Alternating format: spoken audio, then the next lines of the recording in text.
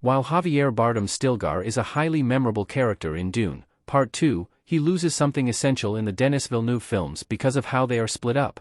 Adapted from Frank Herbert's 1965 novel of the same name, the Dune movies follow Paul Atreides as he slowly becomes a messiah figure for the freemen of Arrakis.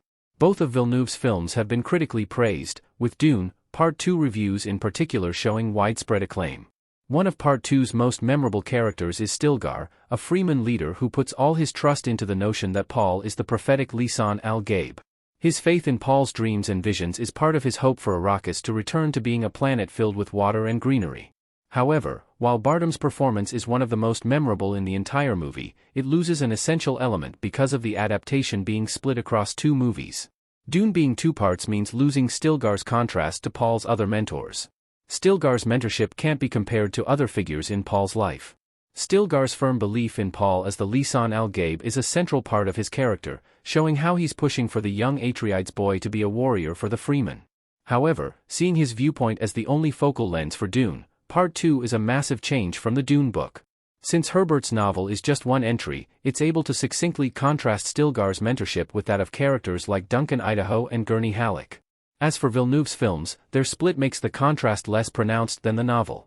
One contrast lost from the movie is how Stilgar's view of Paul compares to that of Leto Atreides, Paul's father.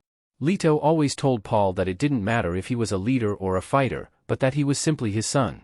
This is a stark contrast to Stilgar's insistence that Paul is the Lisan al-Gaib, forcing him to be defined by the Freeman prophecy. While Dune, Part 2's ending sees Paul embracing the destiny Stilgar wanted him to, it would have been more complex to see his insisting contrasted with what Leto wanted for his son. Stilgar is still one of the best parts of Dune 2. His faith in Paul helps bolster belief the Lisan al-Gaib prophecy. Despite this lack of contrast between Paul's mentors, Stilgar remains one of the best characters in Dune, Part 2. Stilgar's belief in Paul as the Lisan al-Gaib, no matter what he does, is a strong reflection of his religious beliefs and his projection of them onto his world. Paul takes full advantage of this, using his Bene Gesserit teachings to become the prophet freeman like Stilgar think he is. This further bolsters Bardem's character, whose belief opens the door for others to think of the young Atreides as a prophet as well. Stilgar's belief in Paul also foreshadows his rise to power on Arrakis, leading an assault that ends in him becoming Emperor of the Galaxy, starting a galactic holy war.